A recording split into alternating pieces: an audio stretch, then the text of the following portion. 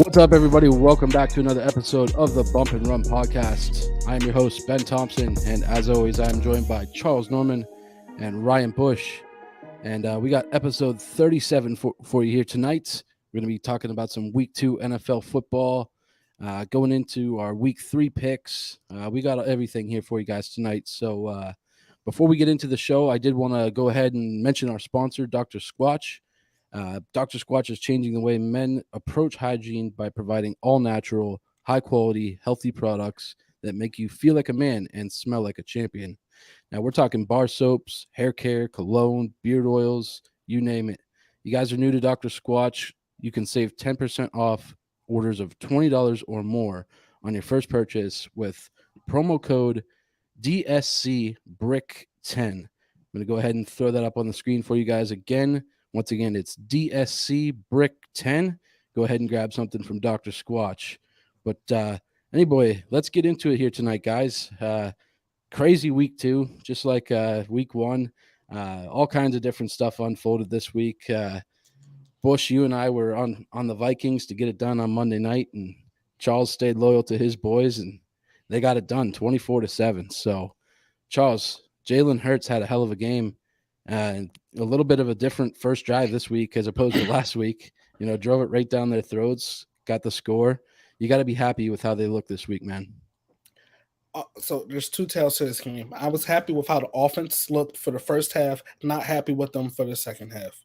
Defense, and I mocked you last week because you were like, Charles, I know you're chopping at the bit. I was not chopping at the bit for Jonathan Gannon because I didn't believe in him. But I think he actually started to believe in his players because you were asking me before we actually went live, did they run any blitzes? And I was like, yeah. He ran the same zero blitz twice in a row when they were on the when the Vikings were goal to go. So I look at how aggressive Jonathan Gannon was, which surprised the shit out of everybody in Philly.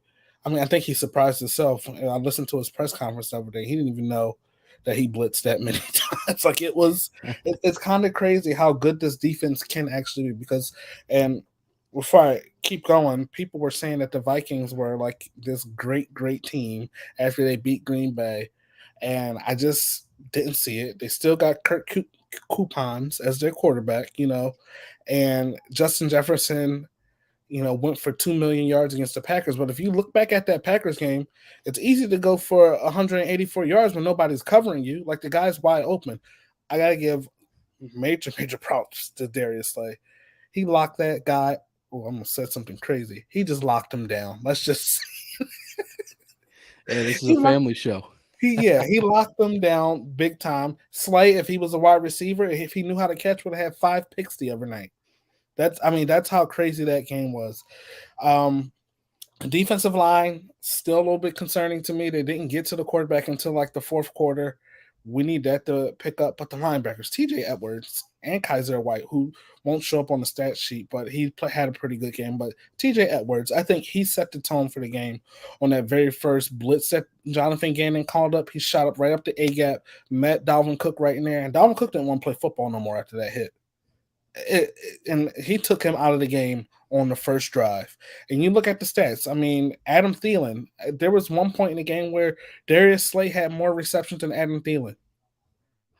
Crazy. And Slay got taken out yeah, right. And Slay got taken out of the game early. I know that people say, well, Kirk Cousins doesn't play well under the prime time on Monday Night Football. But Kirk Cousins, everyone was saying he's 6-3 against the Eagles. And he usually does well. I think I even said that last week. But the Eagles looked really good. I'm not on the Super Bowl wagon here. I do think that the last 3 times that the Eagles went 2-0, they didn't even make the playoffs. So whether that be in 2011, 2014, and there was another year, 2 under Andy Reid and 1 under Chip Kelly, they didn't even make the playoffs. So I'm not on that bandwagon yet.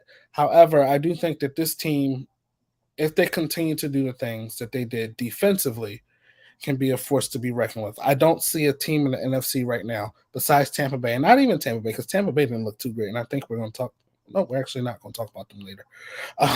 But they didn't look as great as most people would have thought they would have. I know the Saints defense usually has Brady's number, but they didn't look great until after the fight. And I think Brady called up the league office and said, "Help me out here." But then offensively, you look at the one thing that I said all offseason is can Jalen Hurts fix his throwing motion? And could he go work with Tom House? I can tell that he's working with Tom House. And you know what? I'm waiting for that week 6 game, not because they're playing the Cowboys. Part of it is that, but because I can't wait. You know how when Sunday Night Football is on and Al Michaels, Chris Collinsworth always does that thing with the quarterback throwing motion. I want to see him go last year to this year because it looks a lot different. Last week I said that I needed Jalen Hurts instead of taking off and running the ball so fast without looking up the field to keep his head up and deliver a strike. He was able to do that this week. People have said he can't throw to the left side of the field. He did that this week. I think his most impressive throw tonight was actually a play to Quez Watkins. It's like a 30-yard pass that was wiped out by a penalty. But it was he's scrambling to the left, and the best part of it is instead of him just running, and throwing, he had his hips square with his shoulders, and he delivered the strike. And that's why the ball was so accurate. But you look at some of the throws that he made yesterday, and people are a lot of Jalen Hurts haters out there. There are people who don't think he's that good, whatever you want to think, but you can look and see that there has been definitely an improvement from last year to this year, just by the way he's trusting himself, fitting the ball into small, tight windows like he did this week and last week with AJ Brown. There's some of those I know he wouldn't even have tried last year. So he's trying harder. The offensive line looked a little bit better. There was about 3 different illegal men downfield, ineligible men downfield penalties that just really pissed me off this week because those penalties shouldn't happen. But all in all, I think if the offense can put together a full game the way that they did in the first half, I just don't see a team in the NFC that can keep up with them. But it's week 2. Right. Yeah, certainly. Bush, just real quickly, I guess, what was your take on this game, my man? I think you can argue that Philly's the best team in the NFC. No question. They were absolutely dominant. Jalen Hurts pretty much proved what I said before the season started. I think he's going to have a breakout year. Charles, you were talking about some of his better throws of the night. I thought one of his best throws of the night was the throw he made up the seam to Dallas Goedert to set the field goal attempt up before the half. I thought that was a strike, and he just seems like he's in command of the offense. And especially at the line of scrimmage, they have so many different options that they can run off of that RPO. He can hand it to Miles Sanders. He can take it himself. He can hit Dallas Goedert out in the flat or one of the slot receivers out in the flat. It's just a very, very dynamic offense. And Darius Slay is once again proving he's one of the best corners in the league. I mean, he shut Justin Jefferson down. Not many people can do that at all. Do I think Jefferson would have been as productive week 1 against Green Bay if Jair Alexander were covering him? Probably not, but Green Bay runs a much different defense than Philadelphia does. So I think that Darius Slay certainly proved his worth once again as one of the top corners in the league. And yeah, watch out. Philly's going to be a lot to deal with this year. I do think that they're the best team in the NFC. Yeah, I mean, you guys basically said everything that I would have said. So yeah, I went on too long with that. Yeah, sorry. I enjoyed the deep ball to Quez Watkins. That was beautiful. So that was the only one, and not to nitpick here. It did travel about almost 60 yards in the air, but if there's a defender there, that pass is getting broken up. He has to lead him out. But that's just me nitpicking. Right. But he's wide open. Quez just had to catch the ball. So right. And it reminded me, if I can say, I was at the NFC Championship game against the Vikings. Identical play to when Alshon caught that wide open touchdown against the Vikings in that end zone. I was in that part of the stadium. Identical. Yeah. So let's keep things moving here. Let's talk a little bit about Thursday night football. Chiefs edged out the Chargers 27-24. It was a kind of back and forth game. Chargers had the lead for a little bit. Chiefs couldn't do anything really offensively in the first quarter, held to just 13 yards. So there were some times in that game, though, where I thought that Brandon Staley, as a young head coach in this league, some of his decisions showed that, he was being a little conservative. I thought there were a couple times on 4th down where they could have went for it. Instead, they punted the ball away and just tried to rely on their defense, which, props to them for relying on that defense because they were good. But you had a couple backbreakers. The interception for 99 yards for a touchdown. When you're about to go in and get another touchdown, it just turned things around completely. You look at Mike Williams on that play. I mean, he was completely gassed. So it just crazy. And then Herbert gets hurt there towards the end of the game. But yeah, I thought this was a good showing from the Chargers. Charles, your thoughts?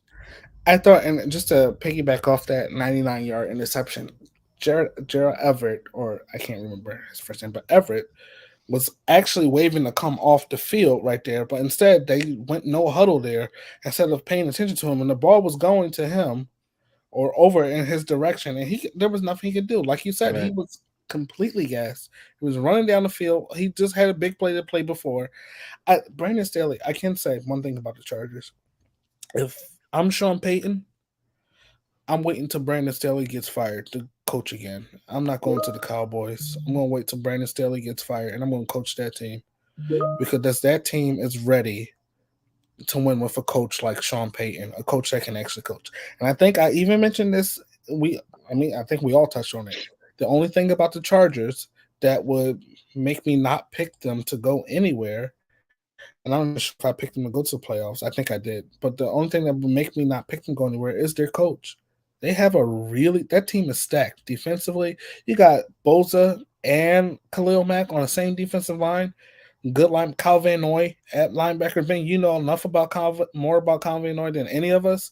And I did like some of the things that they did with him, having him rush up the middle. That was very effective when they were going to rushing against Patrick Mahomes. But I think in the end, it became a coaching battle. And let's think about it. The longest tenured coach in the NFL versus a coach that just started last year. Who are you going to pick? Right? Right. Who are you going to pick in that situation? And and I didn't even say it this time, but I do call him the best coach in the league because he's been able to do it with multiple quarterbacks. So I think the Chiefs, while the Bills look shiny, the Chiefs are getting it done. They're playing 4 quarters of football. I think Ben was like, I'm kicking myself for picking the Chiefs. And I was like, football was 4 quarters, man. And then by the fourth quarter, it was like, Right. it's over. And when this is the last thing, Justin Herbert got hurt, I was texting in the group chat, like, just take him out the game. Because there was no way that they were coming back in that game. If he would got hit, I don't know. I mean, no one's even said anything about his ribs this week at all. I haven't really. He took place in drills today, but it was just handoffs. No, nothing too extreme. I mean, he could barely throw the ball. Yeah, the one play when the one play he threw a fucking dart. Yeah. Yeah. Well, yeah, the next play after he could have ran for the first down, he threw a dart. So it was like, what's going on here? But I would have taken him out of the game right there because he couldn't even run for the first down. It was 3rd and 2. Right. Yeah. Yeah. He had it wide open right in any front of him. quarterback could run for that, even fucking Brady. Yeah. I mean, Brady got 35 yards on 4th and 2. He would dig that he'd dig that knee brace into the ground awkwardly and break it or some dumb shit like that. But I just think you got to be smarter as a coach. It's week 2. You're not losing your season in week 2 with the talent that you have. No. You lost the game anyway. Take him out. Don't keep Chase Daniel in. Let him earn his money for once. Right. Bush, this game was on Amazon Prime. I know you had Amazon Prime. But what do you think that is going to do for the ratings, maybe for people who don't have Prime? Or do you think people are just going to start getting Prime because they're NFL fans and say, fuck it? Well, I certainly think it's going to entice fans who don't have Prime to go ahead and buy it. But again, I don't think it's fair to the people who don't have it. I don't even know if the bars have it. Like, if you don't have it at home and you want to go up to your local bar, I'm not even so sure if they have it either. Right. Which also kind of sucks. So I don't think it's entirely fair. As to your question about whether or not if it'll impact ratings, I think it will. I think it absolutely will, because it's just another way for the NFL to try and get money out of you. You know, they come up with all these marketing schemes and these different ideas, and they're cool and whatnot, but you're going to have to pay up for it. So I certainly think it'll have an effect on ratings. I don't know what the ratings were of the Chargers Chiefs game from last Thursday, but I heard a lot of people talking on the radio about how they didn't exactly like the Al Michaels and Kirk Herbstreit combination. And one reason for that was, and we just mentioned it right here, Kirk Herbstreit failed to mention on Herbert's pick six that Gerald Everett, not only Charles, as you mentioned, waved over to the sideline so that he could get off the field, but he didn't dig his foot into the ground. The route he was supposed to run right there on the goal line and hurry up offense, he's supposed to stick his foot into the ground. He's going to run a little stick route. And he was tired. He was absolutely gassed at that point because the Chargers were going up tempo that whole drive. And Herbstreit absolutely failed to mention any of that in his analysis of that play. So again, I think it's a dynamic or a duo, I should say, that'll get better with time. But it felt off. It felt off hearing Al Michaels alongside somebody other than Chris Collinsworth. Right. And again, I'm sure we'll get used to it eventually. But as far as how it went week one, it was an exciting matchup. Don't get me wrong. But it felt tight. It didn't seem as natural and smooth flowing as it normally would have been. Right. Yeah, I know at one point my dad texted me. He said, "Who the fuck is Kirk Herbstreit?" I was like, "Hey, he's a college guy. Yeah. That's where you would see him." But not to toot my own horn, but I did say I did not trust this combination. Al Michaels is going to go out. One of our best broadcasters is going to go out broadcasting games on Amazon Prime. When he started broadcasting, there was no internet. And now he's broadcasting solely on the internet. right. Kirk Herbstreit is just missing things. It's like, and he calls college football games. He's still on College Game Day, and I just don't know how he missed that. It was simple. Like, if we can call it out, he should be able to call it out. And then the ratings for it exceeded 12.5 million viewers. Oh, okay. That's pretty substantial. So yeah. And I thought it may be that way. So that will be that way going forward. We got it again tomorrow night with the Browns and the Steelers. We'll get to that one here shortly. But let's keep things moving along. Let's talk a little Cardinals and Raiders. What a game that was. Cardinals edge out the Raiders 29-23 in overtime after a Byron Murphy scoop and score on a Hunter Renfrow fumble, which he fumbled 2 plays in a row. So, the Raiders had that game in hand. It was 20-0 at halftime. Everything looked like it was going their way and that the Cardinals were going to start off 0-2. But Kyler Murray comes in, and I know we've been dogging on him for several weeks here and talking shit, but he looked good. He led 2 touchdown drives, 2 2-point conversions, get those guys back in the game. And, he showed what he's capable of doing. So, Bush, I know that we were talking about what games we were going to break down, and this is one of the ones that you had brought up. So kind of lead us through what your thoughts were on this game and what you kind of thought of the ending there with the scoop and score. I think it's as simple as this. The Cardinals didn't win that game. The Raiders lost that game. The Raiders absolutely blew it. They were up 20-0 at one point, and from there it just went downhill. The 2-point conversion Kyler Murray scored on to make it 23-15, I believe, at the time. I can't remember exactly, but he had all day back there. He had absolutely all day back there. And if you watch that play, Patrick Graham, the defensive coordinator for the Raiders, dropped back both of his defensive ends, Chandler Jones and Max Crosby. On that play, in no way do you want to drop back 2 of your best pass rushers when you absolutely need to get the fuck after this guy. Okay? And he had all day back there. It was unbelievable. The Raiders like 20 had that seconds game. or some shit. Dude, it was unreal. I could have ordered a beer and drank it by the time that play was over. It was just absurd. It was just absolutely absurd. And like I said, I'll keep it short. I'll keep it sweet. I think it was absolutely as simple as the Raiders giving that game to the Cardinals. Now, yes, we do have to give props where props are due. The Cardinals took advantage of it and capitalized upon it. But, the throw Kyler Murray made to A.J. Green in the back of the end zone to officially tie that game up went just over the hand of one of the Raiders' defensive backs there in the end zone. I mean, it was absolutely inches. You could find the play anywhere on social media. I mean, literally right over his fingertips. So, again, I'll give Kyler Murray and the Cardinals credit for their comeback. But as I've said, I think the Raiders straight up gave them that game. And they need to figure it out quickly here because that is a competitive division. And those are games they absolutely have to win to stay alive. Right. Now, Charles, do you think it was a matter of them just giving the game away, or do you want to give the Cardinals at least a little bit of credit for kind of scratching and clawing their way back into it there at the end?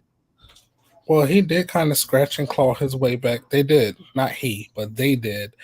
And on that one play that we talked about, he ran 84.9 yards. It was according to the next gen stat. Jesus Christ. That's unreal. And then on the touchdown play before the 2 point conversion, this guy, and I got to give him his props, had his hand out from like the 6 yard, like celebrating already, like something that I would do in Madden. I Right. only I would have started celebrating from the 50, but but he's celebrating like, what if the linebacker would have? Part of me wished that the linebacker called his ass and popped him, but it just wasn't going to happen. I think the Cardinals, like Cliff Kingsbury said today, I wish we could have done this. Like I wish he could have came back earlier or started a game like this. I just don't see it with the Cardinals. They got away with one. Yeah. If I had a podium right now, I would slap it and say they are who they thought we were. I mean, they are who we thought they were, and we let them off the hook. If you want to Crown them. crown them. Crown them. But they are who we thought they were. Well, you want to talk about celebrating early. How about Byron Murphy nearly pulling a goddamn Deshaun Jackson with that fumble return? I mean, that was very close there. Run that shit into the end zone, man. What the hell are you doing? Run it into the end zone. Keep the ball with you until the play is reviewed. Right. Until the shit's confirmed, you can punt the ball to your mama's house after it's confirmed. I don't care. Yeah, And then Kyler that was Murray got the crazy. shit slapped out of him after Yep. which is messed up because if he would have hit the person back, then the person would want to sue. So I hope that the Raiders are putting together something. And people always say bad things about Eagles fans. The good thing is we've never put our hands on a player. We would love to, but we haven't done it yet. Tony Romo's got it coming, but Jalen had it coming at FedEx Field. shit, the stadium tried to kill him. He's back there. We're back there this weekend. How about that photo I put in the group chat where they got garbage cans lined up and shit taped off already? It's because the shit up Oh. there, it's literally, and we'll talk about this game later, but it's literally, I'll save it for later. It's leaking sewage and shit. Yeah, It's we'll get leaking there. shit. It is literally leaking shit on people. Oh shit. Let's keep things moving. We'll get to that here shortly. But Bush, let's talk some Cowboys football, man. Cowboys get it done this weekend. Yeah, 20-17 over those Bengals that everybody thought was going to come out here and, taking the league by storm. But, we'll get to that here in the next segment as well. But talk a little bit about Cooper Rush and your boys getting it done this weekend, man. Well, they certainly surprised the hell out of me. I can tell you that right now. I mean, if you look at it, the Cowboys really simplified their game plan. They ran the football. They evenly distributed carries between Zeke and Pollard. Timely play action and passing with Cooper Rush. And the defense came to play. I think they absolutely took advantage of the fact that the Bengals can't figure out their offensive line situation whatsoever. Micah had a great game as well. I thought Dante Fowler came up and played. Demarcus Lawrence, his usual self, he looked good. And so did Dorrance Armstrong, number 92. A guy Jerry Jones has been loving ever since we've drafted him, and I think that he's finally starting to prove his worth as well. Trayvon Diggs made a couple of big tackles. Since he kept it interesting there towards the end. But I've got to give Brett Maher his props. When he was our kicker back in 2019, he was awful, awful. And I think they ended up cutting him halfway through the year. He went to a couple of different teams around the league, including the Saints. And now he's back with us, and he's looking pretty good. I've got to give him credit. At first I thought that kick was going to go wide, but it just went over the top of the uprights. And I knew it looked good, but I was just waiting for the ref to give the signal down towards the end of the end zone, and it went through. So again, I thought they simplified the game plan. But they need to do a little bit more in the second half. I didn't exactly think they kept their foot on the gas pedal as much as they did in the first half. And that's what happens if you allow Cincinnati to hang around long enough. Burrow's going to sit back there. He's going to find Jamar Chase.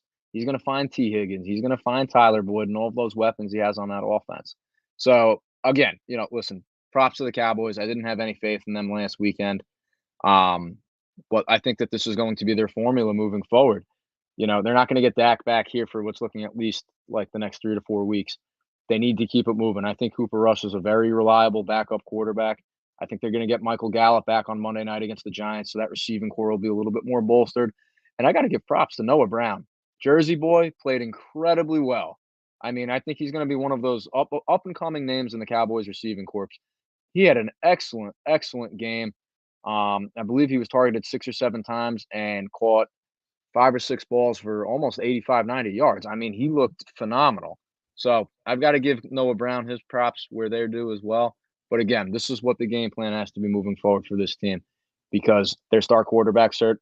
And as far as I'm concerned, there's no other easy game in the NFL. Right. So this is what they need to do moving forward. Right. And I know we kind of dog on him here and there, but you think about a guy like Trevon Diggs getting that huge stop to force the punt there with what was it, like 1:09 left? Yep. Give you guys enough time to at least try to set something up. I thought for sure when they got that 2-point conversion, I was like, oh, here we go. Like, you know what I mean? Like, here we go. I thought the same thing. Here we go, Jim. Yeah, I was saying the same thing. Yeah, exactly. He fanboys way too much. It's unbelievable. When it's my turn, I'll talk about that. Go ahead. Go ahead. Yeah, go ahead, Charles. Okay, so I literally almost picked the Cowboys last week because I don't believe in the Bengals. I'm not discrediting them. Micah Parsons is just shit. He's like Lawrence Taylor. Seriously, I'm going to crown him the next Lawrence Taylor. He's all over that field. Dan Quinn's finally using him right. I remember when he was using him in coverage, and that just wasn't the way to use him. You got to rush his ass every play. Hopefully, Jonathan Gannon will learn that with Hassan Reddick. Rush him every play. I don't think there's anyone in this league that can block him one-on-one by himself. I don't. He reminds me, I don't know, this is like in those earlier years in 05, 06, maybe 06, 07, I should say, with DeMarcus Ware. And just how he would terrorize. I mean, and the Eagles would beat the Cowboys those years, but how he would terrorize Trey Thomas and John Runyon. Like, he would always, you knew, even if the Eagles were up 20, you knew that DeMarcus Ware was going to get a strip sack. At some point, he was going to. And I think that's Micah Parsons. You guys going to have him. This is only his second year. You'll have him for the next 10, 15 years. Yeah, and Charles, you bring up a good point there. They're finally starting to use him the right way. If I go back and look at film from week 1 last year, again, they were playing Brady. Do you? Go ahead. Go ahead. Do you remember? I'm sorry to cut you off. Do you remember the time they had him back at middle linebacker, and Brady did a play action pass, and he looked lost in the sauce. And he was spinning around like a dreidel. Turned him all the way around. Oh yeah. And that, go ahead, back with your point, but I was thinking about that too. Yeah, that was the exact play I was about to bring up. I mean, they were using him in coverage way too much. And don't get me wrong, Micah's a fantastic linebacker as well. But if you line him up on the left or right side of your defensive line, he's going to get right past those tackles. I mean, he's a bulldog. He's an absolute bulldog. The Cowboys have a really good infusion of youth on their roster. Obviously, Dak's one of the older guys now. But when you start to look at guys like Tony Pollard, CeeDee Lamb, Trevon Diggs, Micah, Leighton Vander Esch is still there. I still think that he has some juice left in his tank as well. But you got guys like Sam Williams and Dorrance Armstrong, and these guys who are literally coached to rush the quarterback the way Dan Quinn has always coached his defenses. It's an encouraging sign. If there's one thing I'm optimistic about with the Cowboys right now, it's that defense, because I think it's one of the best defensives they've had in years. So yeah. I'm really excited about it. And just quick on Tony Romo. Somebody please let him know he doesn't play for the Cowboys anymore. He needs to watch some broadcasting film on Troy Aikman to learn how to be it's annoying at this point. But it's annoying at this point. Like, every time he gets a Cowboys game, it's just like, no, you're not on the field anymore. You're on Brokeback Mountain for a reason, because you can't play anymore. Right. Yeah. All right. So we got 2 more games that we're going to get to here in that week 2 window. We're going to talk about the Dolphins and Ravens here next. And what a game that was, especially in the fourth quarter there for the Dolphins. They look good, man. They look good against the Patriots. We all picked the Ravens to win this one. But Tua, man, 469 yards, 6 touchdowns. They were down 35-17 at one point, I think, with like 13 minutes to play or something. So, props to the Dolphins for fighting back and uh, getting that win. I saw an interesting stat that said teams were 0 and 711 when trailing by at least 21 points in the fourth quarter from 2011 to 2022. And the Dolphins just made it 1 and 711. So, That um, that's a regular season stat, right? Because that's not true. that's a regular season, yes. Okay, I'm about to say because I remember a 28-3 game in the fourth quarter. You might Yes, remember yeah. that. Well, there was some crazy stat with that too. That was like a 1 out of 125 or some crazy Yeah, shit that like was. that. So, I was just wondering. Go ahead. yeah. But yeah, Lamar Jackson looked good too. Don't want to take anything away from him. He had over 300 yards. He rushed for 119. He had a 79, 80-yard touchdown. I mean, that dude looks good. So I'm a little worried next week for when they come into New England and take on the Patriots. So, um, that's about it for that one for me. I mean, I'll toss it over to you guys and just kind of let me know what your thoughts were on I, those Dolphins. I got 2 points. The Ravens, well, three. The Ravens defense became fans and started watching the game because they Oh were up God, yeah. 35-14 going into the fourth quarter. I don't think, and I wish, I hope no one's talked about this, but there's not been, I don't know, a football game where three different players scored 40 points. Yeah, Waddle, that's crazy. Hill, and Jackson all scored 40 points. And then the next thing, I work in Baltimore. Boy, before that game, before this week, because the Ravens won last week, you saw Ravens jerseys everywhere. It was quiet when I drove in on Monday morning. It was so quiet you could hear a rat piss on cotton. It was quiet as hell in there. I'm, t- I'm telling you. It's just a disappointing way to lose a game. I mean, you're up 35-14 with 13 minutes left in the fourth quarter on your home turf. And there you go. You blow it. I think we've seen that happen way too many times. And I don't know whether it's teams getting complacent or if it's teams just thinking that they can kind of sit back and relax. No, we got this game in the bag. I'm sorry, but when you have the vertical threats the Dolphins do and Jalen Waddle and Tyreek Hill, your secondary can't loosen up. I mean, he made Marcus Peters look like a third string quarterback at sometimes. So, I don't know. I Yeah, think that the Ravens have some serious work they need to do defensively. right. And you got to give the Dolphins credit too. I mean, they look good. They really do. Mike McDaniel, we kind of talked about he's a little weird of a guy, but man, you watch some of those locker room videos of him talking to the guys. It's just like they all bought in. They believe in this guy, and they're it's gonna be a ride or die type situation. And look at me, the Patriots fan here, giving the Dolphins credit for as many times as they've broken my heart over the years. But yeah, certainly good looks for them. Right, like I said, Ravens, their defense didn't look good. Everybody seems to think Mac's going to have a field day next week, and we'll get to that later. But Charles, do you have anything else you wanted to add in, man?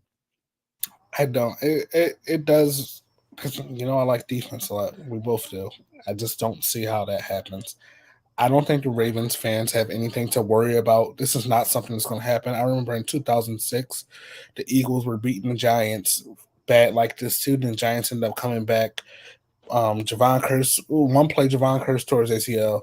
Then the next play, Eli Manning is throwing the ball to Plaxico Burress for a touchdown in overtime on Sheldon Brown. I mean, we were up like 24-7 going into the last quarter. It's crazy. So this happens. And that '06 team ended up making the playoffs. The Giants, I mean, we beat the Giants on my birthday in the wild card, actually. So relax. Like that quarterback in Green Bay said, RELAX. You'll be fine. For The sure. defense won't do it again.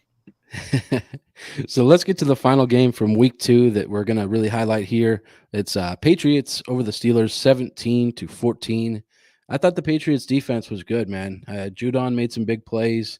Jalen Mills gets his first pick as a Patriot. And what really turned the tide in that game was special teams, man. All 3 phases of the game. You had Brendan Schooler, who a guy I've never even fucking heard of, gets down there after Gunnar Olszewski, a former Patriot, no less, muffs a punt, and Schooler gets on top of it, man. We drove right in, scored with Damian Harris, and that kind of silenced that crowd to the point where they were, in fact, chanting, Charles. They want to see Kenny Pickett, and I don't blame them. Steelers offense didn't look good, very slow. The only guy that looks like he wants to fucking do anything is Najee Harris. Steelers defense is kind of abysmal without TJ Watt.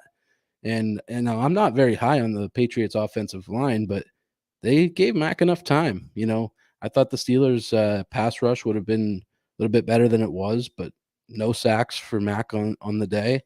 And Patriots ultimately get out of Pittsburgh with a win, avoid going 0-2. Robert Kraft gets the game ball for his 500th game as a Patriots owner. And Belichick is now 13-4 against those Pittsburgh Steelers. So I got a lot to be happy about. You guys know I hate the Steelers, and I enjoyed driving back to Erie after seeing my boys get a win. So, Bush, I know you had a couple friends at the game. What was your takeaway from the game, my man? I thought New England obviously proved Charles and I wrong, and with good reason. Nelson Aguilar absolutely bailed out Mac Jones on that deep ball. Don't get me wrong, I thought Mac Jones threw a pretty nice deep ball down the sideline, but the corner was right there with Nelson Aguilar, and I thought Aguilar made a really nice catch. That was a very old school Patriots game to me, in my opinion. And I'm sure, Ben, you'll understand what I mean by this, but it reminded me a lot of some of the games they'd get caught up in early on in Brady's career. They ran the football, they played good special teams, and they played good defense with timely passing. And I think that's really what that game came down to. I think the Steelers held their own. But, Ben, to your point, I was all for Mitchell Trubisky in the preseason because I thought he looked really good and deserved to win the starting job for Pittsburgh. I think Mike Tomlin's going to have to start thinking real soon here, if Trubisky doesn't turn it around, about turning to his first round overall pick quarterback there. I mean, I think they need an infusion of youth, and that's really important now in the league. And don't get me wrong, I think Trubisky is still a solid backup quarterback, but I think that at some point they will have to turn to Kenny Pickett. Um, Again, Najee Harris, I think he looked like his usual self. But, again, also, they didn't look the same defensively without TJ Watt, and that's a given. He's going to be out for the next 5 weeks here at this point. But overall, I thought it was a very throwback Patriots game from the early 2000s with all of the factors I mentioned before. And I think that this is a good jumpstart for New England. They're in a tough division. You're seeing that right now with Miami, and you're seeing it with Buffalo. So hopefully this will jumpstart their season a little bit more. Yeah, for sure, man. Like you said, Mac looked decent. I'll give him decent. He had a really bad pick where he trying to get it to Devontae Parker and like double, triple coverage, just fucking back foot, like tossed it up in the air. Like, dude, what the fuck are you doing? What'd your dad say when he threw that? He wasn't pleased. So did he say stick to the slant? Yeah. He's like, what the fuck are we doing? Stick to these intermediate slant routes and go back to the old ways. And it's just like, it's a different offense. So, we got to see some more of seemingly Matt Patricia calling the plays, Joe Judge working with the quarterbacks. I think everything's still up in the air with that, but ultimately at the end of the day, I thought the Patriots looked good. We'll see what happens here next week, but go ahead. I just wanted to say that I agree with Bush. It actually reminded me of the 01 AFC Championship game. Yep. Whereas the Patriots won that game, but do you remember in that game, Bledsoe threw the ball right to Joey Porter, and he'd have walked into the end zone. Mm-hmm. Walked in, untouched, naked. And that happened on the second down play. The Mac threw the ball right to the Steelers cornerback. I can't remember his name. He wanted to walk into the end zone, but you guys ended up kicking a field goal on that drive. Actually, no, you didn't. What happened was, because you guys, it was 10-3 at that point. What happened was, you guys got stopped, and you punted the ball, and that's when the fumble happened. So that led to your touchdown scoring drive. Whereas if he'd have caught that pick, maybe we're talking about a different game here. I agree with Bush. Nelson Aguilar or Ag Holer, that's what I call him. He bailed Mac Jones out on that deep ball.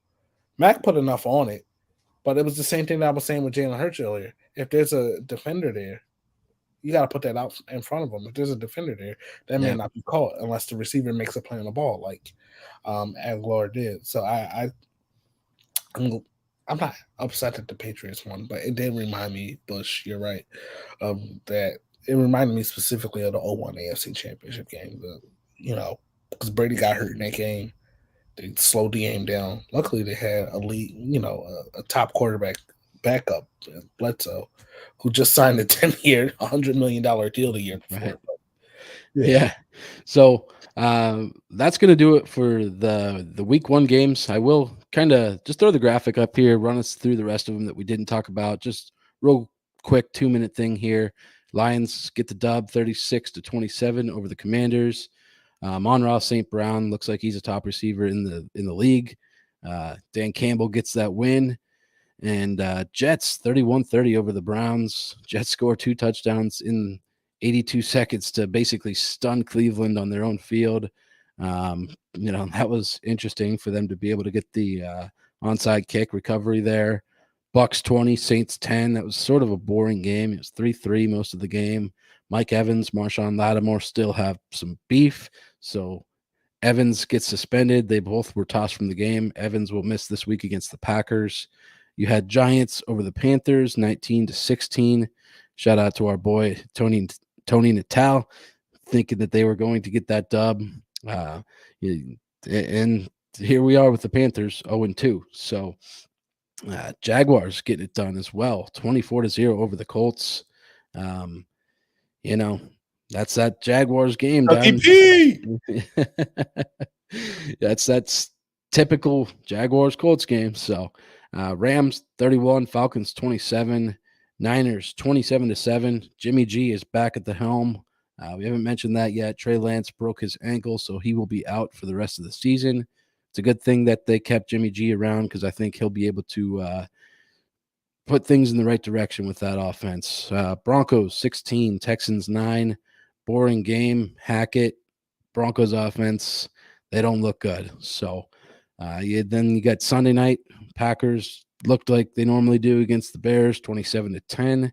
And to round it out, we had the Bills over the Titans by a landslide, 41-7. I know, Charles, you were mentioning you hoped that the Bills would have put 50 on them. We came pretty damn close to that. So, did I say that last week? Yeah. Yeah, you were saying you had Bills by 2 touchdowns, and then you said, you know what? I hope the Bills win by 50. So we weren't far off.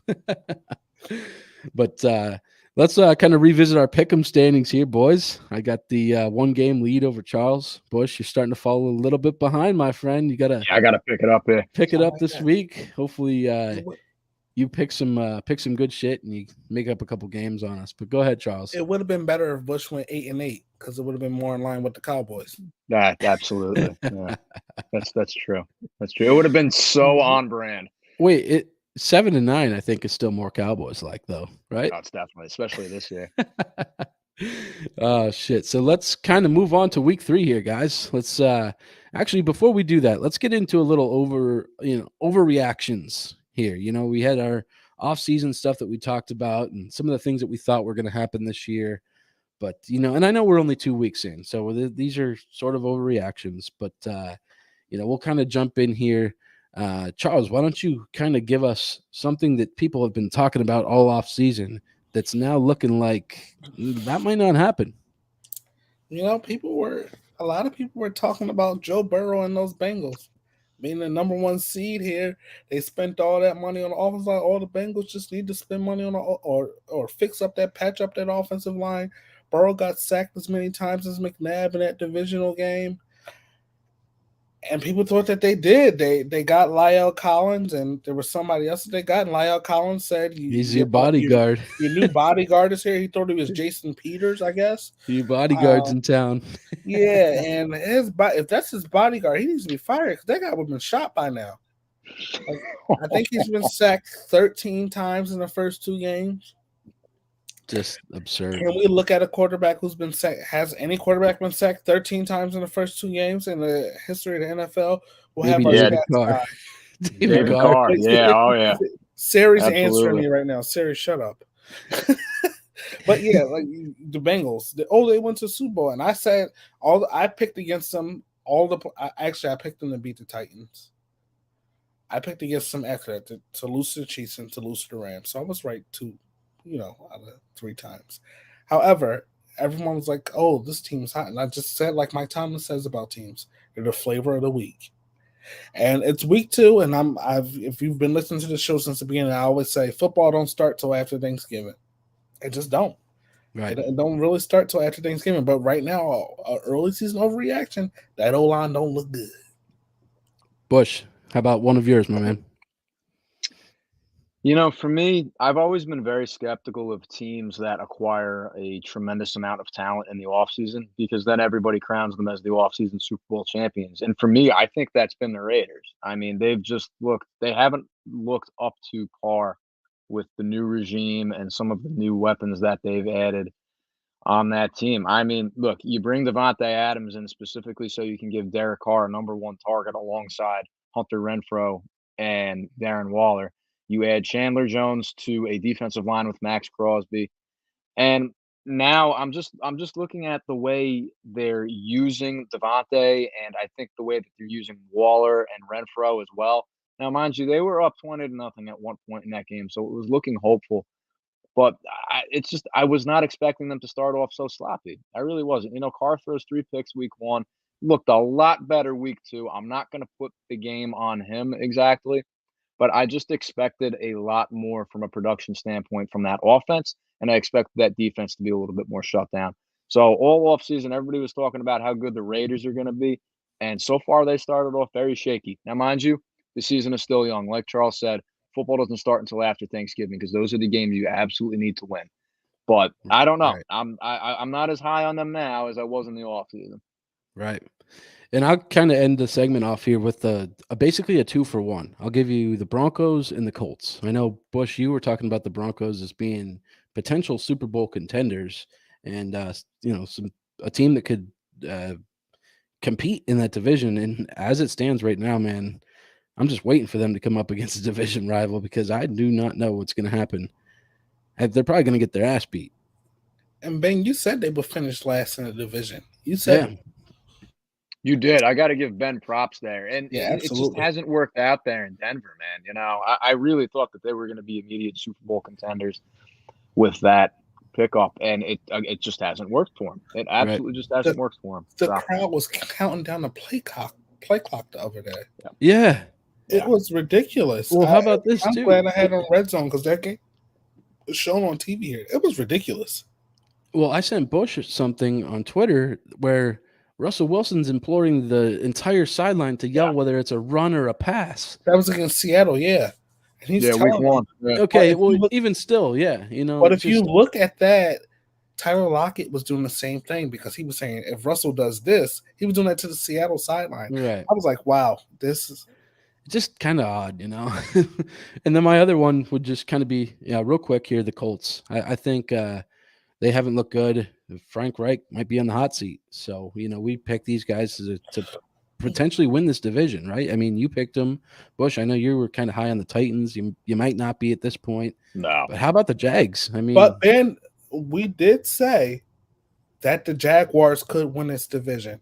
And just really quickly, I would like to say that for years here in Philly since the Super Bowl, everybody's saying Frank Reich was the mastermind behind that. Well, Doug Peterson just dropped 24 points on Frank Reich, and he's 2-0 against him as a head coach. Doug Peterson's the guy who won that Super Bowl for Philly. But and that's all I'll say for this segment. We're gonna keep revisiting this one here in future weeks to kind of update you guys on how things are going. But if you guys are tuning in, go ahead and leave a comment for us. We'll get it up on the screen here. We appreciate you guys watching every week. But let's keep things moving on here. Let's talk a little Thursday night football. We're on to week 3 here already, guys. It's crazy how quickly things move. I am going to roll Browns this week. I know you guys are on the Steelers, but Steelers plus 4.5 going into Cleveland. I think this will be a great game here tomorrow night. Bush, I'll start things off with you, my man. What are your thoughts on this game? I know you're going Steelers. Yeah, so I'm going to stick with the Steelers this week. I I think that they're going to walk into Cleveland, a place where they have notoriously dominated the Browns for years, and I think that they'll come out with a statement win. I think Trubisky's going to play a lot better this week than he did last week. I think they're going to get Deontay Johnson and George Pickens involved a hell of a lot more. I think they're going to get the ground game going with Najee Harris. The only thing that worries me is defensively for the Steelers. Who's going to match up against Amari Cooper? Because he had a hell of a game against the Jets last week. 9 receptions for 102 yards and a touchdown. Again, I don't know why the Cowboys decided to move on from him in the offseason. That still absolutely breaks my heart. But I think if the Steelers can play good defense, run the football, and if Trubisky can just take care of the ball and play smart, I think they'll get out of Cleveland with a win. So I'm going to take the Steelers 27-20 tomorrow. Charles, I know you've been wanting to get after me since you saw that graphic, so let's hear it, my man. Here we go, Steelers. Here we go. It's only, I love Mike Tomlin, and I also want Kenny Pickett to play. Like, get Mitchell Trubisky would not be the starting quarterback if Dwayne Haskins didn't pass away. Let's be real. He would not be the starting quarterback. And rest in peace to Dwayne Haskins. Yeah, I never really thought of it that way. I agree with that. If you remember, we all had, it was through text, because I remember I was driving to Philly when that happened. We were all texting each other, and he was winning the battle. So Mitchell Trubisky won his job because Dwayne Haskins passed away, because Dwayne Haskins was winning, and he was going to be the starting quarterback. And then Kenny Pickett, I don't know if Kenny Pickett was drafted afterwards, right? Yeah. Put him in the game. The guy played well in preseason. Trubisky, while they won week 1, it wasn't because of Trubisky. If Minka doesn't catch that pick 6, they're not even in the game. Like, the Steelers have a team. Deontay Johnson, I'm going to mess up his name, but Pat Freiermuth. Yeah, The tight end from Penn State. You got Najee Harris there, and then George Pickens, who I think him and Kenny Pickett developed a really good chemistry over in the preseason. Put the guy in, Tomlin. Yeah. When I look at this, I think, I don't want people to get caught up in what happened with the Jets and the Browns last week. I mean, the Browns had that game.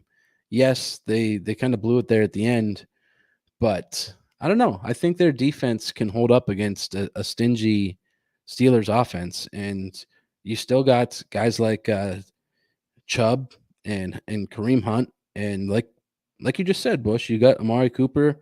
So, some of those Steelers defensive backs aren't like they've been as of, previous seasons. So, I think it'll be a good game. It's going to be a close divisional game that usually is between these two teams.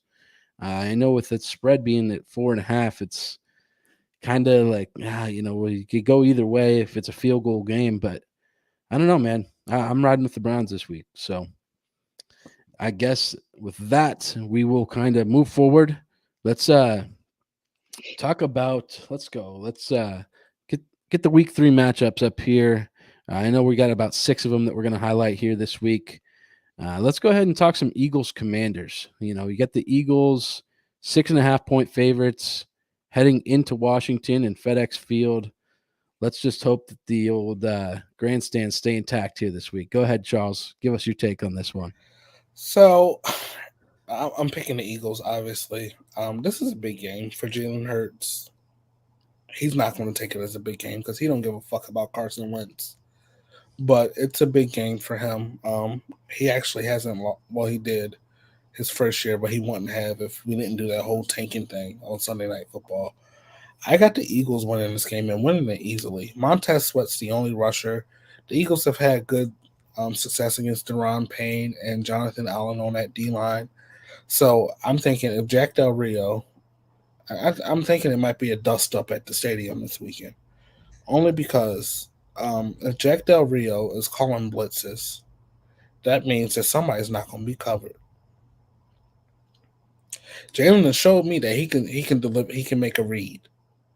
And if you watch the game on Monday, or you watched it last Sunday, he showed that he can make a read on a blitz. If he's going to run And you see the one run where he carried like 3 Vikings into the end zone.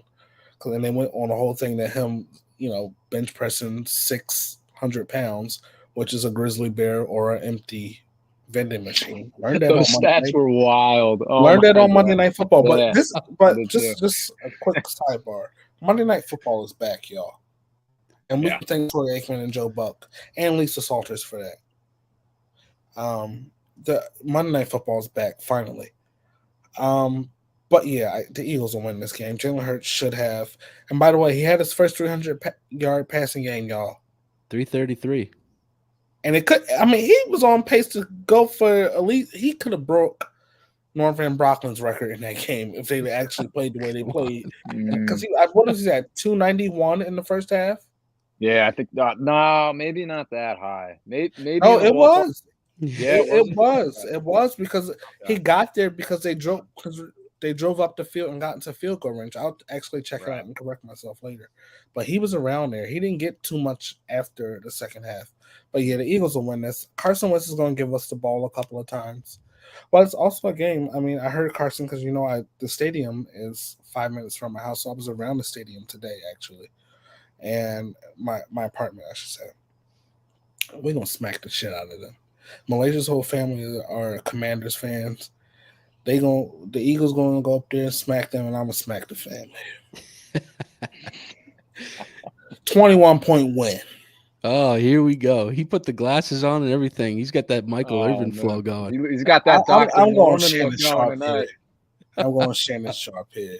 Dr. Norman looking fresh. Bush, what's your take on this game, my man? Yeah, I think Philly wins pretty big. Although I do have to give the Commanders their props because Wentz hasn't looked terrible so far this year. He actually had a pretty decent game against the Lions. Mind you, some of those touchdowns he threw and whatnot were in garbage time, but I think Wentz has looked noticeably better this year under Rivera than he did last year under Frank Reich. And nobody knows about Frank Reich and Carson Wentz better than Charles. But I'm going to take Philly here. I think Jalen Hurts obviously doesn't have anything to prove in this game. He has won Philly's job. He's won it for a long time now. Carson Wentz is not coming back to Philadelphia. If anything, I think it's a big deal for Wentz. He's going up against the team that drafted him and the team that essentially released him at one point. So I'm going to take the Eagles. I think they win by 2 touchdowns. If I'm the Eagles' interior offensive line, the only guy that I'm really worried about is Montez Sweat because he's truly their only good pass rusher right now. But again, the way Jason Kelsey was able to open up lanes for them to run the football on Monday night was unbelievable. So I'm going to take Philly. I think they win by 2 touchdowns, and they will be 3-0 to start off the year. And I was confused as to why the spread would be only 6.5. I mean, if you guys are bettors, you gotta jump on that because I would like to think that it's gonna change. It's an NFC East football game. They're not going to do more than that. I know, but it's just even when the Cowboys came here and we had our full team at 2020 on Sunday Night Football, and Ben DiNucci was playing quarterback. The spread wasn't that much. It's an NFC East football game. Yeah. The Redskins, the Commanders could win this. The Commanders could fuck around and win this game by 30 points. Like, you just never know with the NFC. That's true. Yeah, you never know. It's very unpredictable. But let's kind of keep things moving here. We're going to talk looks like Bills and Dolphins. That's going to be a tight one. Another divisional game coming up this weekend. 6.5 points spread. I'm going to ride with the Bills this week. I think they look good, man. I mean, don't get me wrong. The Dolphins look good too, but I think this could be like a 10 to 14 point win for the Bills. Josh Allen looks great. Stephon Diggs looks great. The only thing that I have a question mark about on that Dolphins defense is their secondary. They've been giving up quite a few yards as well. I know the Patriots didn't necessarily put up a ton of passing yards in week 1, but Lamar Jackson just went over 300 against them. So if they're going to win this game, they're going to have to keep up with that offense as well. And look, we know how the Bills defense plays. I mean, what they get in fantasy this week? 25, 30 fucking points. Like, Yeah. I mean, they were unreal this week. I didn't have him on the bench this week, so I'll tell you. Yeah, you messed that up last week, didn't you? All right, so Bush, why don't you take us through your pick for this game and kind of break it down a little bit for us as well?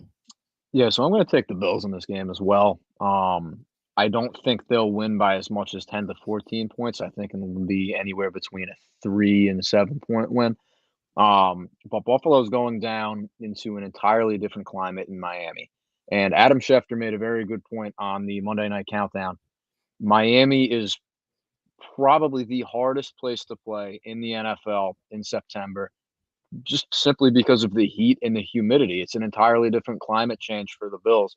Now, mind you, do I think that'll make a huge difference? No. The Patriots went down there week one, and while they did lose, they weren't sending guys to the locker room left and right to get IV fluids because they were cramping up.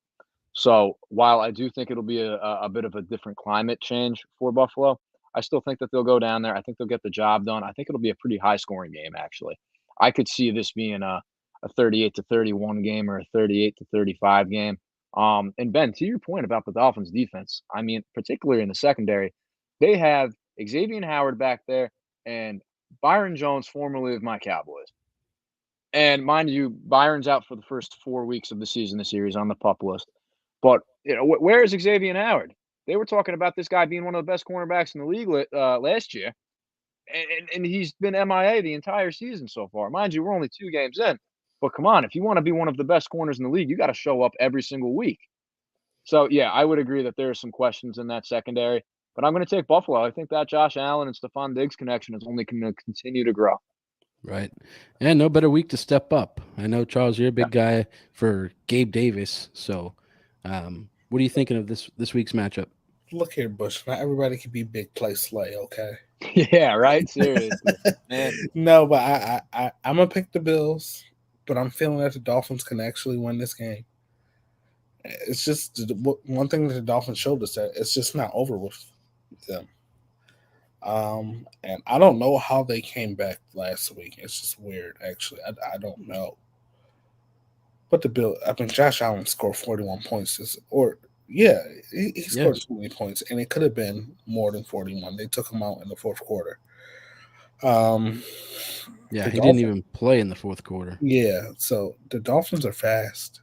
I think that's one thing that, and to our credit, because one of our bump and run people here, Bush, didn't think that Tua could get the ball to people, and Tua has been slinging. You know what? I was wrong. Absolutely, I will stand up and admit it. He's been slinging the rock.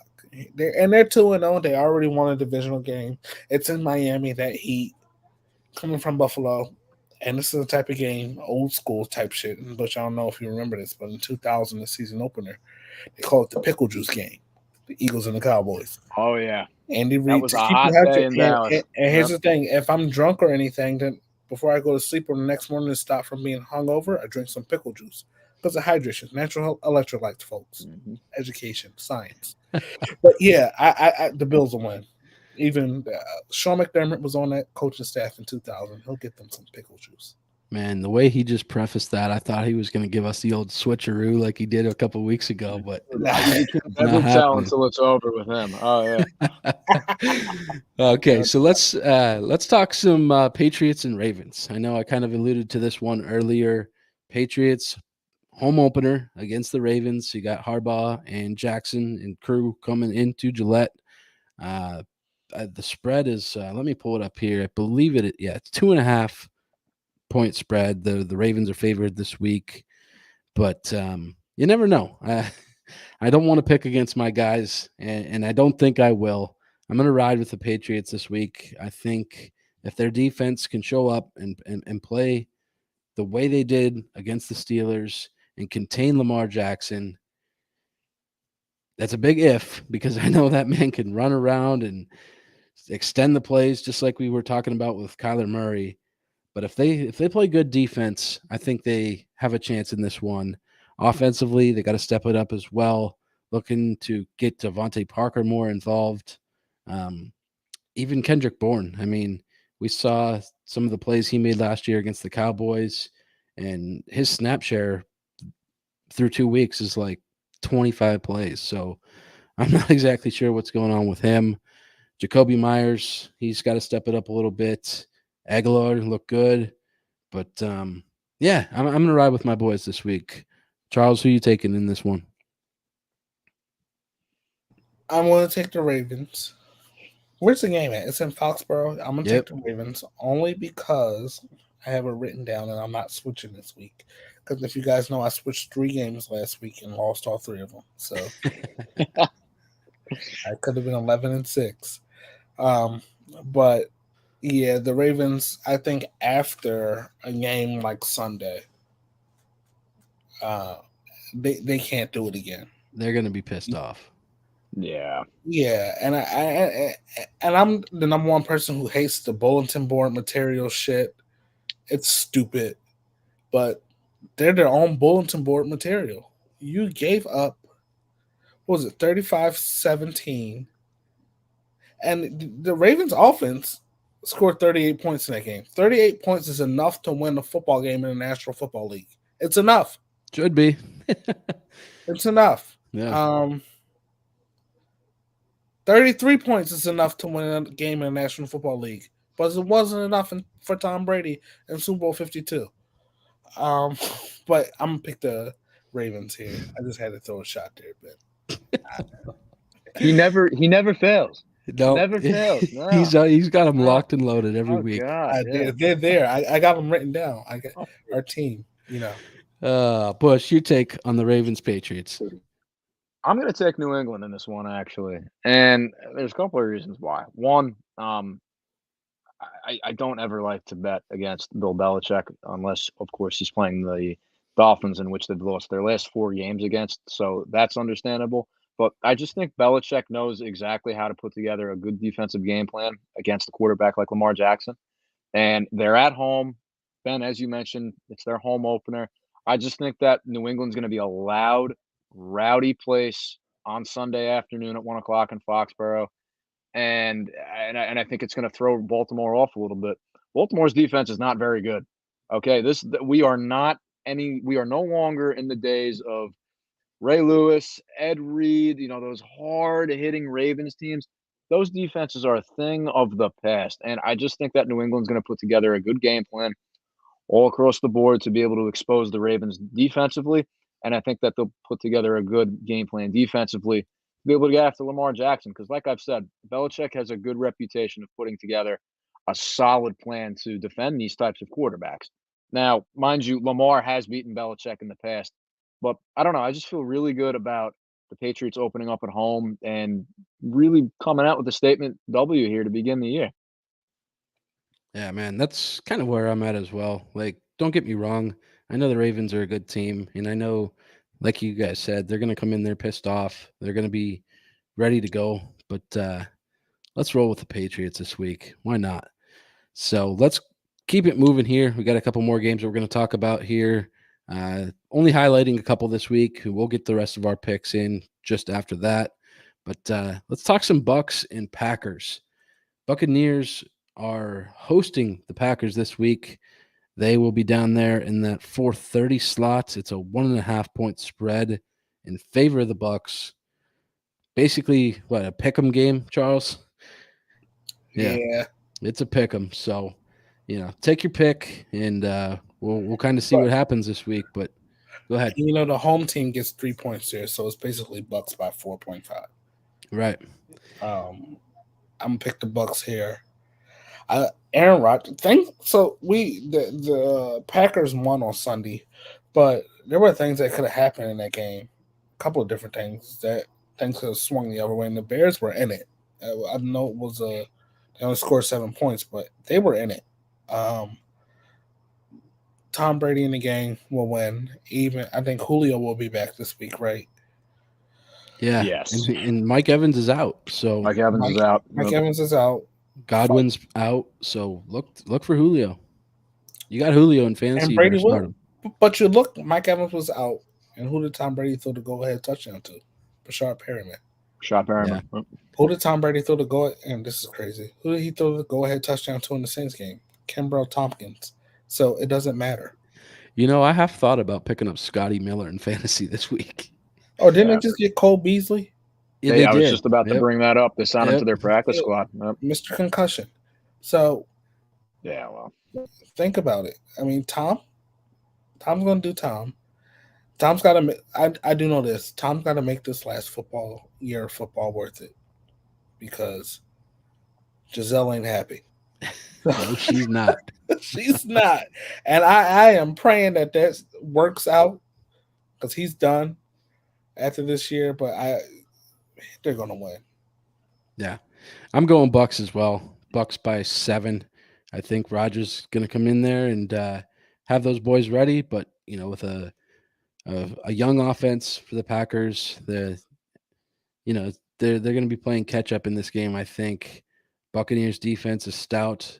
They're going to make it tough on the Packers. So, yeah, I'm going to roll with the Buccaneers this week. Who you got this week, Bush? I'm going to take the Buccaneers as well. If we remember 2 years ago, during the pandemic year, Aaron Rodgers and the Packers went into Tampa Bay with Grady and Gronk, and they got the shit kicked out of them. Absolutely got plummeted. And I'm starting to notice a trend with the Packers, and I think we've talked about it a lot. They lose week 1, and then they play a division opponent week 2, like the Bears or the Lions, and they stomp the fucking shit out of them. And it's feel good and this and that, and then they're going to have a 425 game on Fox the next week. And it's going to be prove it time. It really is. And I think Tampa Bay's defense is arguably the best defense in the league right now. Their defense is absolutely filthy. They shut down New Orleans last week, which isn't too impressive because of how familiar they are with Jameis Winston. But I think that Bucs defense is going to be way too much for that young Packers offense to be able to handle. I think Rodgers throws a couple of fits on the sideline during the game because his receivers are running the wrong routes and he has to blame somebody else. So I can absolutely see Tampa Bay really putting up a better offensive performance this week than they have the first 2 weeks. So I'm going to take the Bucs by 6 in this game. Now, what's the over-under on Microsoft Surface tablets ruined in this game? Now, that's a good question because Brady destroyed one last week. I think the better question is, what's the over? Who destroys more, Brady or Belichick? Because Belichick will destroy Microsoft tablet. Oh, yeah, he'll be tossing a couple this weekend. But I love him because he's old school like me. He still uses the clipboard with the paper on there. He gets some paper printouts, and he's back there using the wired up phone and shit. What did he call Snapchat? What did he call it? Snapface? Snapface. Yeah, that tells you all you need to know right there. So let's get to our last one that we're highlighting this week. It's Cowboys-Giants, Monday night, MetLife Stadium. Bush is going to be in attendance. Take us through your thoughts on this game, my man. Well, I'm very nervous. I'll start off with that. That's going to be a tough game. But there's no shot in hell I'm picking against my Cowboys. So I'm going to take the Cowboys here. It's going to be a very, very close game. I think that this is going to be a 17-14 game. The Giants are not to be taken lightly. They're 2-0 for a reason. They're a very good football team. And if they were playing anybody other than the Cowboys this week, I'd take the Giants. But I can't bet against my team. So I think Micah's going to have a good day. The Cowboys absolutely need to continue their even distribution of the ball between Zeke and Pollard. That's going to be critical. And again, like I mentioned, they're going to get Michael Gallup back this week. You're going to have CeeDee Lamb. You're going to have Michael Gallup. Hopefully Schultz stays healthy enough this week that he can start on Monday night. And they just need to play their game. They need to execute the offense. They just don't do anything stupid. That's all I ask of them. So, again, if the Giants are playing anybody other than the Cowboys this week, I'd take them. But I'm not going to do that to myself. So, I'm going to take Dallas 17-14. And before you go, Charles. Here we go. We got Anthony chiming in. He said he's going to be taking photos of Bush during the game, so we can throw them up on the live stream next week. There's going to be a lot of middle fingers, man. Yeah. But Charles, who are you going to roll with this week? I'm going with the Giants. Fuck the Cowboys. That's all. Yo, I knew this was coming. All right. I'm joking. I think that. What? He pulls this card all the time, man. I'm fucking with you only because you guys have been saying this, but the Giants win because it's in MetLife. Fuck Tony Romo. Fuck Carrie Underwood because she dated him, and Jessica Simpson, and Jason Garrett, and Wade Phillips. Anybody else? What's Jerry Jones' wife's name? I'm just gonna call her Miss Jones. Fuck her too. Charlotte, or is it Jean? I think it's Char- Jean, and no, Charlotte's the daughter. Charlotte's the daughter that Charlotte, yeah, exactly. So Fuck we won't Charlotte get too, and the guy that was peeking on the cheerleaders, fuck him too. Oh, that fucking guy. Yeah, no, he can rot in hell. I agree with Charles there. Yeah. Oh shit, yeah, we got Megan Cronin chiming in. Let's go blue. Oh, my cousin Megan. Tony says, "My man Charles." I think these two are gonna hit it off if they ever come in contact Tony, you with the one fucking another. man, Tony. Yeah, they'd get along. I'm gonna roll Giants too, man. boy. I want to take the Cowboys, but I think the Giants have looked good. I think this is going to be a low scoring game, like you said, Bush. But I agree with the whole 17-14 look. It's not going to be nothing pretty. It's going to be your standard NFC East back and forth. Punt, punt, punt. Maybe a field goal here and there. But yeah, if you guys are betting on this game, take the under. I think that would be a safe bet. I don't even know what the number is, but hammer the under. So I'm going to roll Giants. I think the Giants are going to look good here at home, and they've been rolling the hot hand there with Brian Dable. So we'll see what happens. But let me go ahead and throw up let's throw up the rest of the week 3 matchups. We'll kind of run through some of the ones that we haven't made a pick on yet. We'll start off with Texans and Bears. I'll toss it over to you first, Charles. I got the Bears. All right. Bush, how about for you, man? Give me Chicago. Sounds great. I'm going to go with the Texans this week. I think they got enough to get it done. I know it's in Chicago, but I'm not as high on the Bears as we've talked about it. The Bears, they're not very good. So I'm going to ride with the Texans this week. Another one we didn't talk about yet was Raiders and Titans. Titans didn't look good. Raiders have been kind of iffy. Charles, I'll toss it back over to you. Oh, he's going. Damn. Bush, how about for you, man?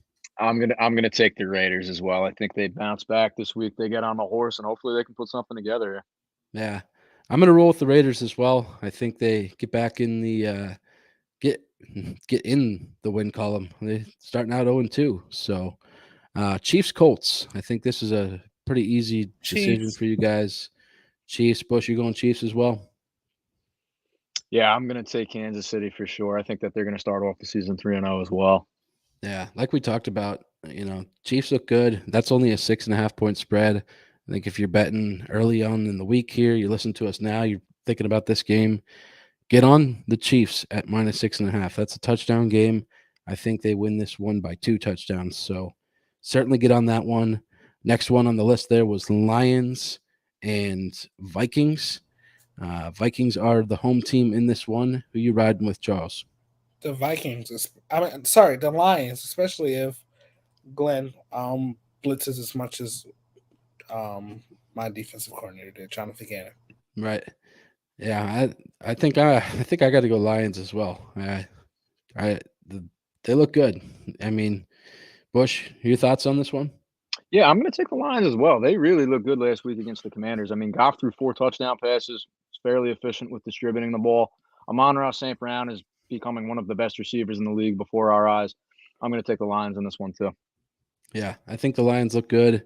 I heard something today on the Maggie and Perloff show. They're on CBS Sports Network at 3 p.m. every day.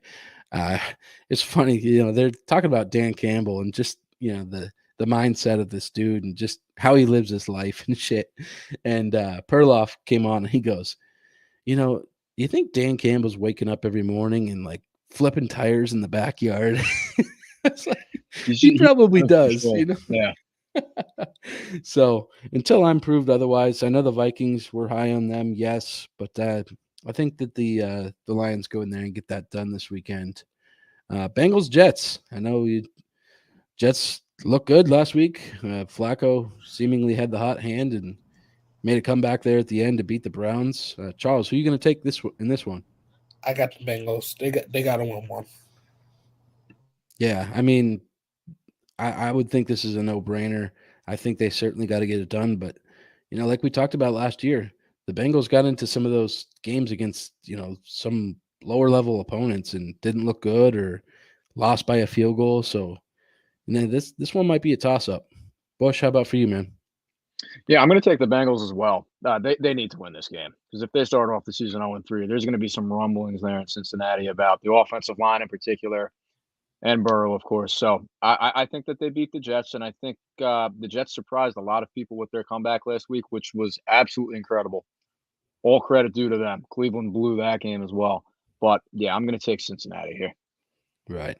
And we got another divisional matchup here, Saints and Panthers. That's a spread of 3 in favor of the Saints.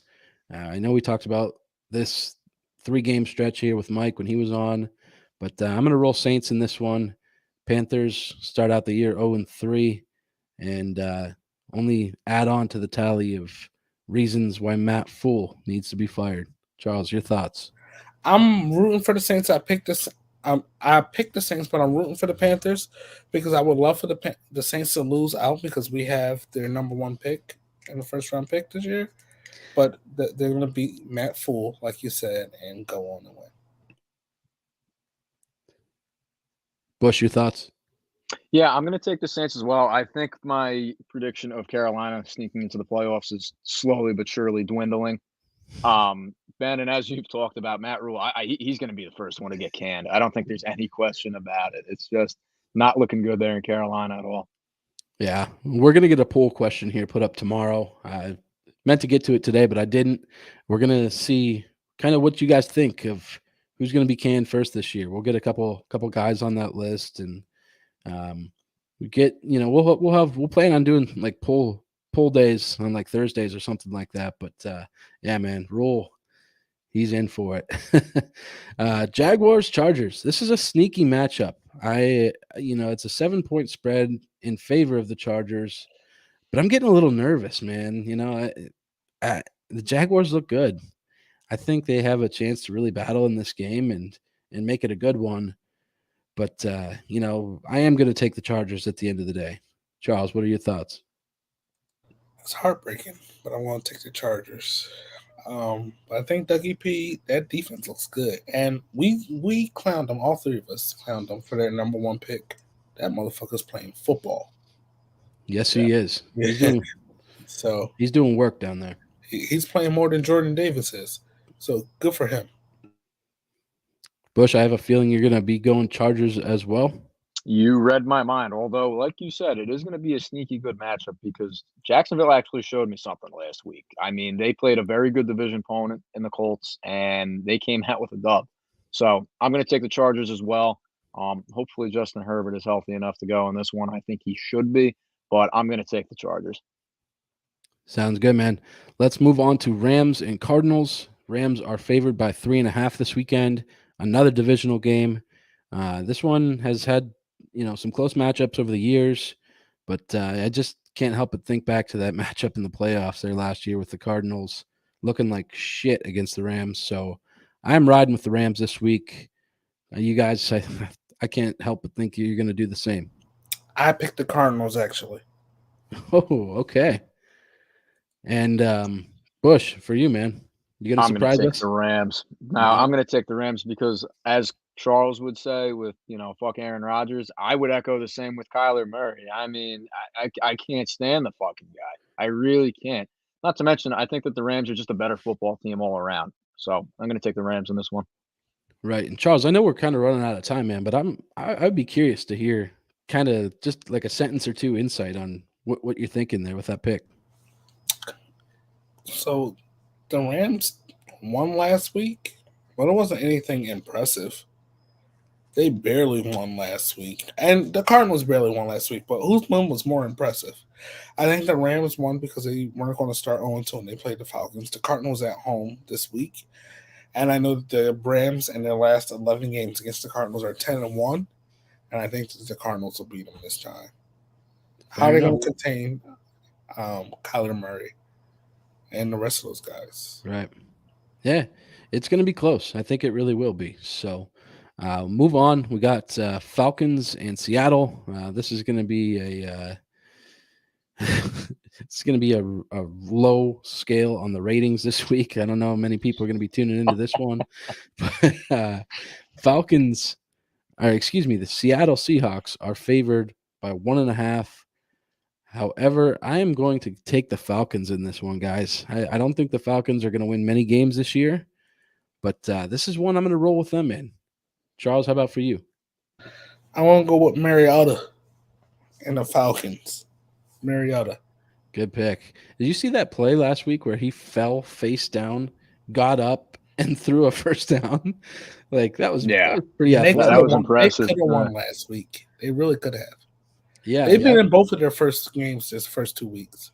Yeah, they came out. They came out looking better than we thought they would. So, Bush, take us through your pick on this one, man. Yeah, I'm going to take the Falcons as well. I agree with that game being pretty low on the rating scale. Not particularly exciting. I don't think the Falcons won a whole lot of games this year either. I picked Seattle last week, man, and they disappointed the shit out of me. So I'm absolutely going to go with Atlanta. I think Mariota looks pretty good, and I really like what I've seen from Drake London to begin the year. Fair enough. And we got Sunday Night Football, 49ers and Broncos in Denver. 49ers are favored in this one by 1.5. Got Garoppolo at the helm against Russ Wilson. What are we thinking this week, Charles? 49ers. Yeah, 49ers get it done. Bush, how about for you, man? 49ers absolutely get it done. Fuck Denver. Yeah, I got Denver losing this one as well. 49ers, I'm honest. If I'm being honest, I'm happy to see Garoppolo back in. I think he's going to be able to get these guys some wins this year and help them compete and contend in that division. Charles, as he mentioned, the Rams haven't looked good, on a little bit of a Super Bowl hangover, if you will. But yeah, let's all roll with the 49ers this week on Sunday Night Football. But that is going to wrap it up. I know we had some best bets that we got into last week. We'll put those out on Twitter. We'll get them out on social media. We kind of ran out of time here this week. But thank you guys for tuning in to another episode. It's always a blast coming on here, interacting with you guys in the comments. Looking forward to another jam-packed week 3. It's crazy how quickly the season starts to get moving here. It's like, oh, shit, there's only 16 weeks left. But it's like, you never want football season to end. But no. Nonetheless, unless my girlfriend, of course, but that's a different story. Right? Yeah. But happy that it is here, and we are looking forward to a big week 3. So, again, thank you guys for tuning in. Make sure you follow us on all social medias at @bumpandrun_pod, and share the show with a friend. We'll be more than happy to have you guys come in, talk some football, get your point of view on things, and we will go ahead and see you guys in another episode next week. So thank you for tuning in to the Bump and Run podcast. That was good.